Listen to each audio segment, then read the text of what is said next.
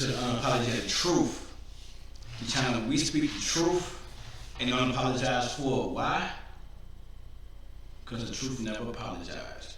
Alright, today we're gonna get into FEMA camps, right? A lot of y'all probably heard about this back in the day and it kind of died out, but it didn't really die out because people wasn't really looking for the information that's out there. Either they weren't looking for it or they couldn't find the information. Well, what I found out was they just transitioned it to fit in a disaster. Basically, say for instance, like there's a flood, right? It destroys a lot of things. They build these little camps. And then have people who lost their belongings. 12 years ago, University of Akron engineering and business students William Majias and Michael Curry, with their business partner Tony LaHood, came up. Anyway, they build these little communities with little shacks and put people. These are the FEMA camps. FEMA does this, right? Alright. Then I'm gonna show you that people was calling, thousands and thousands of people was calling one of the governors out of that, on that bluff, and guess what? He was forced to come out and try to deny it. But you can tell in the way he speaks about it that he was lying in everything that he said, right? Alright, so let's get to the first one. You already know Tucker Carlson, from Fox News. Let's see what he has to say about this. Good evening and welcome to Tucker Carlson Tonight. Joe Biden went to Pittsburgh today. Maybe you saw it. He announced his administration has decided to guarantee economy-destroying, crippling hyperinflation by funding yet another multi-trillion-dollar spending bill. Biden claimed this batch of newly printed money will go to, quote, infrastructure. Infrastructure. You're thinking the country with whom we share the longest international border in the world, Canada, took a dramatic move toward legitimately dangerous authoritarianism. In Canada, yes. Here's just one measure of it. On Monday, the country's Prime Minister, Justin Trudeau, outlined his government's new corona regulations. Canadians... What, you thought that this was, you thought that this right here was only an American thing? No, remember, they want global dominance. The elite want global dominance. So it's not just gonna be America. America gonna be one of the last places that they get hit with this. But right now, it's going all over the earth. But America is one of the last places to get hit. This is Canada. Canada, with their CV, if you know what I'm talking about, camps. Basically, they have their own camps, which is still funded by FEMA. Okay, now we're gonna find out what about them. Hoping to return to their country must be tested before and after takeoff, he said. Quote, if your test results come back positive, you'll need to immediately quarantine in designated government facilities. This is not optional. Designated government facilities. Now, when this happens in other countries, and it does, we call those facilities internment camps. But because this is Canada we're talking about, a place we assume is passive and polite and Anglo to the point of parody, no one thinks to use that term. In fact, no one thinks about it at all. Trudeau's internment policy has been in place since last month, and as far as we can tell, no major U.S. network has even mentioned it. And neither has our State Department, which ordinarily seems to exist to make Do you know why everybody else is not talking about this? The news. This should be big news. This should be all over CNN, all over, NBC, all the news outlets. This should be all over. This should be breaking news, but it's a reason why they're keeping this under wraps, because they are starting to roll them all out. They starting to roll them all out. And any publicity on it is going to hinder them from accomplishing their goals. So yes, none of the major networks is talking about it. None of the YouTubers is really talking about it. You heard it first from me, you know what I mean? So none of the YouTubers are talking about it. Nobody's talking about it because it's not put out there for people to find. Unless you're really digging deep and searching, trying to find different things to put a puzzle back together.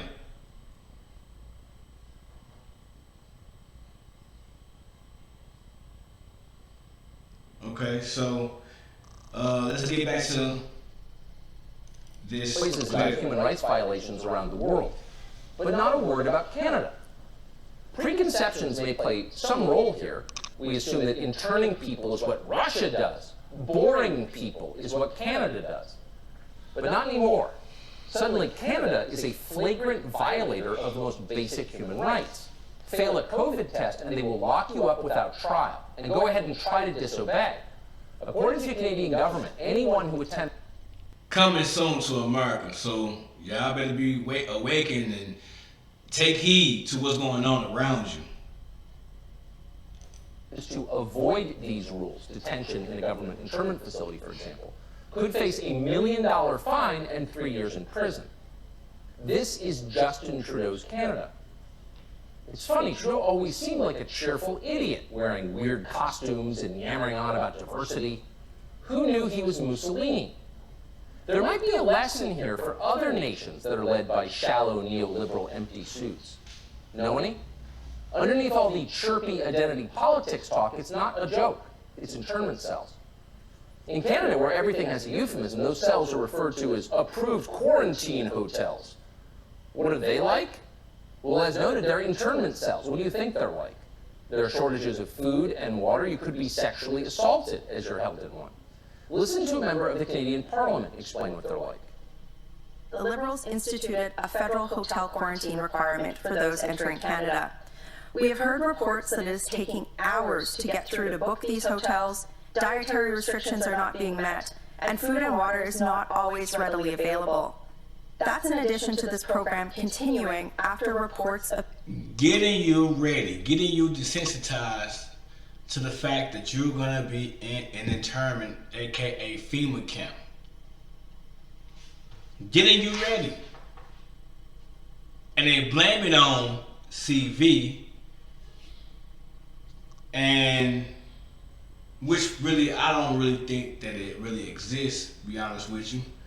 But it's just a front for them to go ahead and roll these internment camps out. Because once this CV is over, there are going to be other disasters that they will create. Remember, I told you before, they create the problem and start a solution. That way you will always look for the government for help with everything. So they're going to start these new different disasters just to get people in these camps willingly. And if you refuse, guess what? You're going to be taken by force.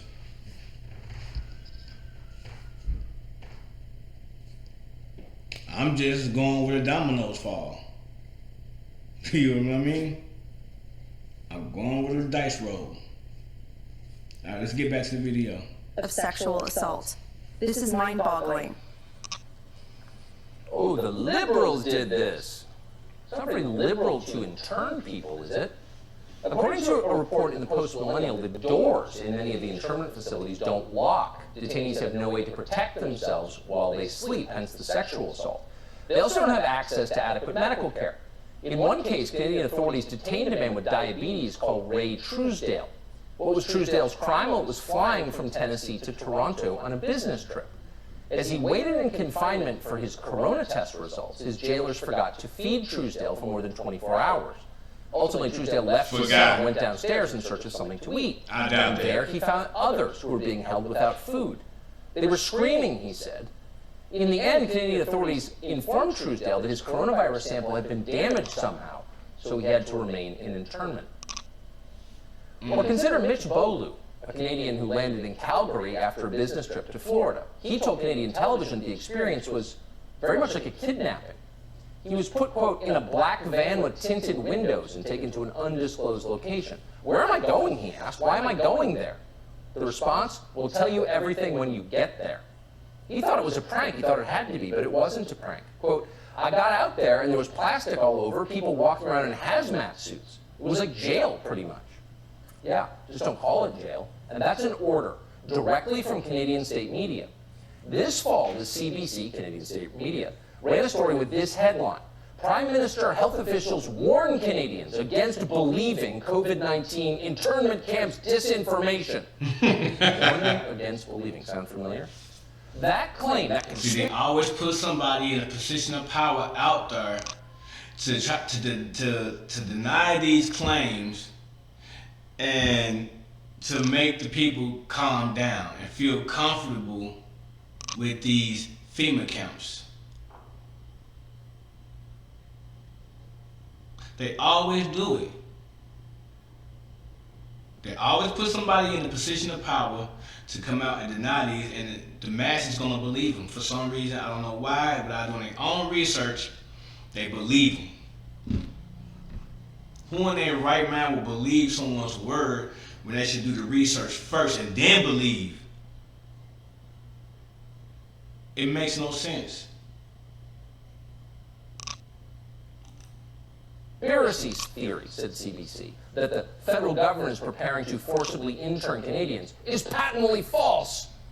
The CBC assured Canadians the government was preparing, quote, voluntary quarantine sites. Yeah, voluntary in the sense of being mandatory, which is what they are. They're mandatory. And by the way, as a matter of science, how does packing infected people into crowded internment facilities reduce the spread of the coronavirus? That's a good question, and some have asked the Canadian government that very question, but they haven't explained. We do know, and this is significant, that Canada has fallen far behind other advanced nations in distributing the vaccine, which is interesting given the decades of propaganda all of us here have been subjected to about the glories of the Canadian healthcare system. According to Andrea Taylor, who researches this at Duke, now we see that Canada already done rolled them out, right? All right, let's get something else. Let's see. Canada, quote, had more faith in the global supply chain than other countries. Now, let's see where else. Let's go find somewhere, okay? Let's go. All right. You thought it was just Canada, huh? Let's find out where this is at. But, I wish it was. As cases of coronavirus continue to rise across the globe, local agencies are taking steps to get ready in case the disease ramps up here. Capital 7 South Sound reporter Shelby Miller shows us the preventative measures happening in the South Sound. At Maple Lane Corrections Facility, the State Health Department is already taking steps to potentially turn this into an isolation and quarantine site. They've set up 3 hours. We heard this in Canada. They give it another name so you won't be alarmed, because a lot of people were talking about this 6-7 years ago, right? So we can see they're trying to turn this into a FEMA camp. Right beside where? Where? A prison. If their intentions on doing you some good was really real, why would they put you next to a prison?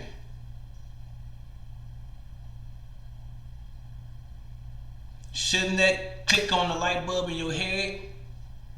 Like, wait a minute. Why would they put that inside, next to a prison? My guess is, as soon as you get out of their hand, guess where they're gonna send you? Are you denied? We're going over there.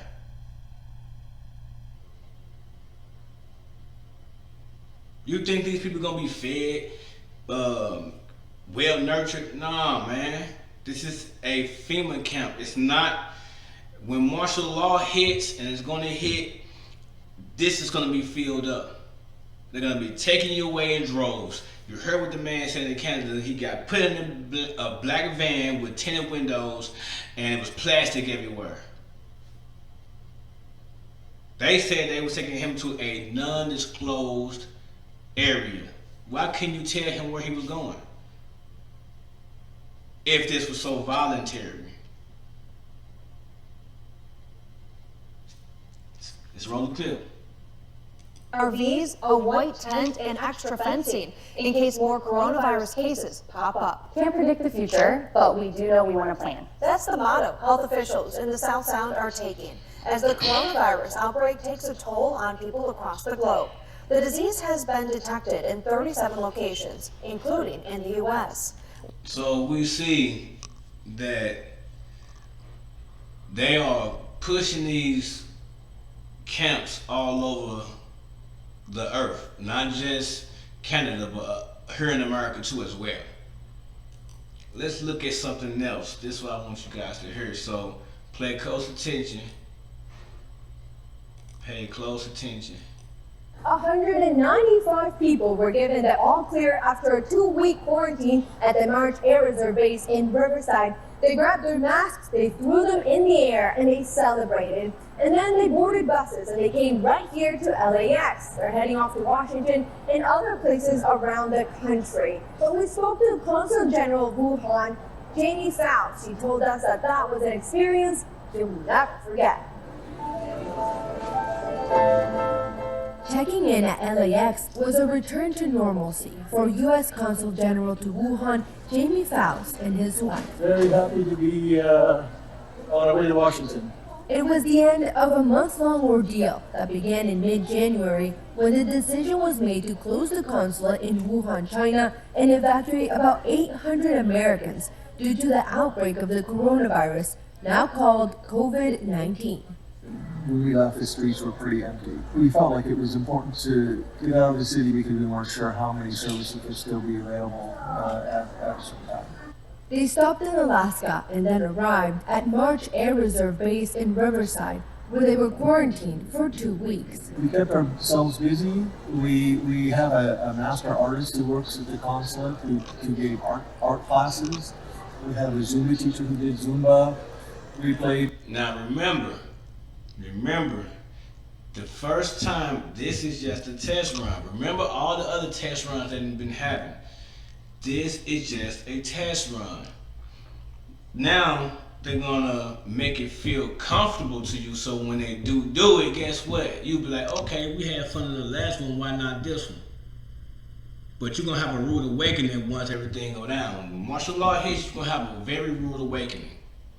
Because it's not gonna be what he's explaining right now. This is them smoothing you over on the things they really wanna do. Through the pursuit. He says the kindness of healthcare workers and the charity of strangers made quarantine a little easier. Pakistan also went out of the way to hold a Super Bowl party for us. They got chicken wings and set up 2 TVs. They filled a tent with snacks and coffee. It was such a warm welcome home. Sorry. Alright, now we see that's what's going on in Washington. You don't have no choice to get off the plane and then go straight to where you want to go, your destination. You have to be in one of those camps for 2 weeks. Remember, this is just a test run. Alright, so now, okay, now this one. Let's see what New Zealand has to say about this. Alright? This is New Zealand. Exceptionally well in its response, particularly relative to the rest of the world. But mistakes happen and we have to learn from them and improve our systems so we don't repeat those errors. And this is basically a long-term risk management challenge. We're going to have thousands of people sitting in these facilities, quarantine and isolation facilities, for months, maybe years ahead. Wow. Months, maybe years ahead. So you're going to be sitting in these camps for months or years ahead. You gotta listen to what these people be saying. Is there a natural tendency to blame the person that does the breakout, but really we should be fixing how they got out? That's right. I mean, sensible risk management says when a mistake happens, you figure out what went wrong and you improve the system. And so what would, if these were the camp set up to help you, how would he get in trouble why would you have to break out in the begin with? Why would you have to break out? Something had to be wrong for this person wanting to break out of that facility to get away. So then you go after this person and you forcibly take him back. Does that sound voluntary to you? Remember, I said it's not just going to be here in America. It's going to be all over the earth, as you can see right now. Moment, for instance, I think people in these facilities should stay in their room until they've had their first negative Yes, we're not test. doing that, are we? At the moment, they are allowed to be out and about and exercise and go smoking, but you say they should be in their room, isolated from everybody else for how many days? Well, it's about 3 to 4 days till they've got a test result. And also, I think we need to look at what goes. He didn't say. Listen to what he just said. You have to read between the lines. He said that these people should stay in their rooms for 2 to 3 days until they had their first negative. You know what I'm saying? Okay, so he didn't say they need to stay at this facility. No, they need to stay in their room at this facility. So when they get their first negative, then when they leave the room, they're still gonna be in that facility. They're not gonna be going nowhere. They're gonna be still in that facility. Remember he said from months to even years. So somebody gonna have a CV for years? Come on now.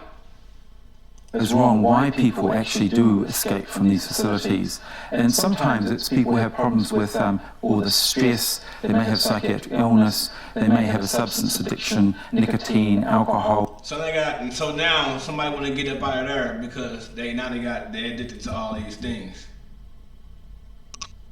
What are y'all doing to them people that's in them camps? I want to know. Or something else, and so we need to identify ways of avoiding that problem. But how can you identify somebody who has those issues coming into the country from somewhere else? I mean, how can you screen them for being a potential absconder, as it were? Well, I think if you look at nicotine, for instance, we could have nicotine replacement therapy provided, or they should be asked to talk with their doctor before they come, and it should be explained that they will be in their room for 4 days, and that they need that treatment. And for instance, I mean, many smokers are used to going on long-haul flights where they do switch to patches, for example. Okay, so you think that could be one potential thing. But what about people with, if they've got mental issues or mental disorders and they can't stand being cooped up for so long? I mean, how can you possibly screen anybody for that? No, how are you knowing when they leave their room, if they leave their room or not?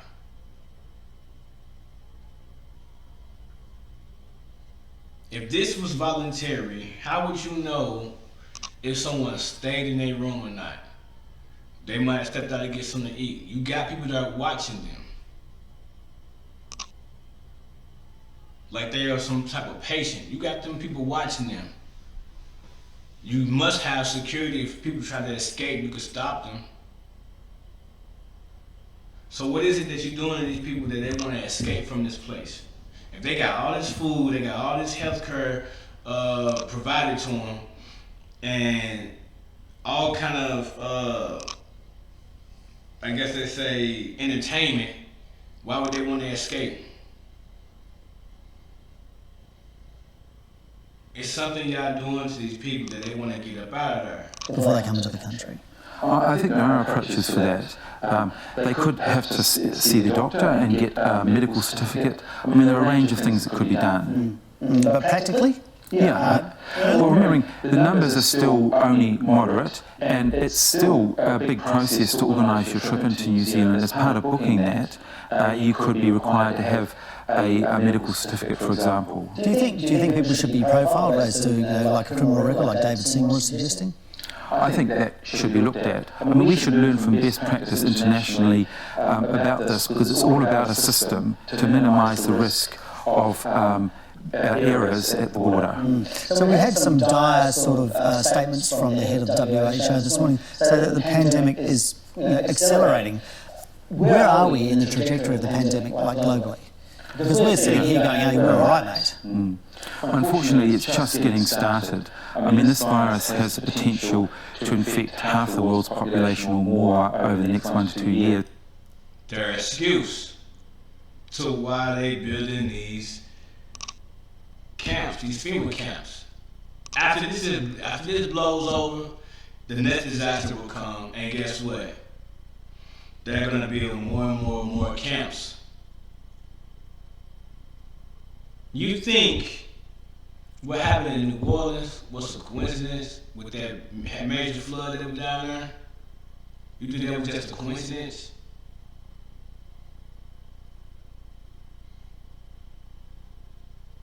Displacement of people.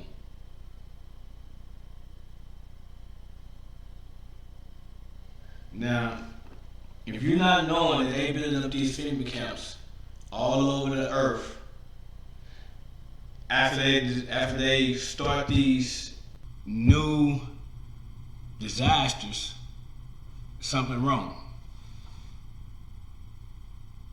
Something wrong. As you can see, they're doing it all over the earth.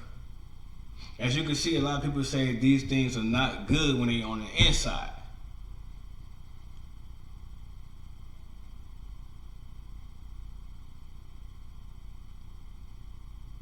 Now, I don't know about you, but I'm gonna keep my eyes open. I'm gonna get me and my family ready. We're gonna be prepared, so when things go down, we won't be blindsided. That's why I'm on top of these type of situations, and I want you to be on top of it too.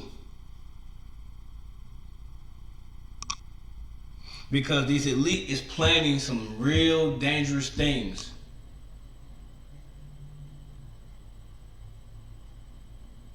And it's mainly for your destruction.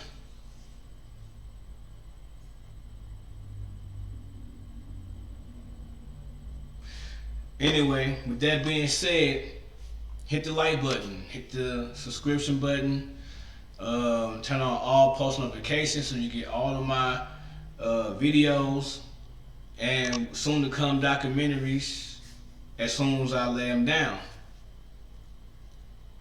You want to support the channel? Leave a like, leave a comment, share the video. That's a lot of support. So also I got a few additions I'm putting towards the channel, so a lot of things gonna continue to look different. If you can see from my first video up to now, you see how my videos and the way I produce them have changed, and it's gonna change a lot more. So yeah, man, I'm putting everything I can into this podcast, so I need all of y'all to help me, man. You know, help me grow.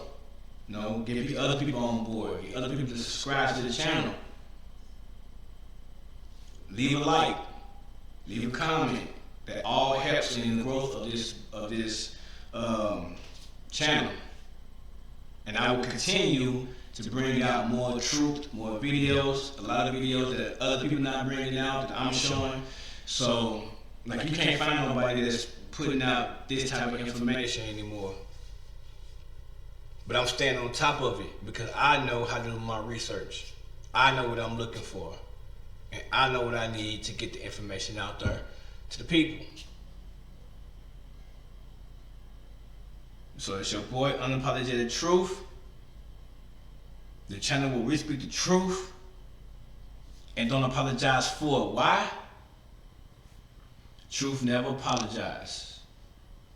I'm out.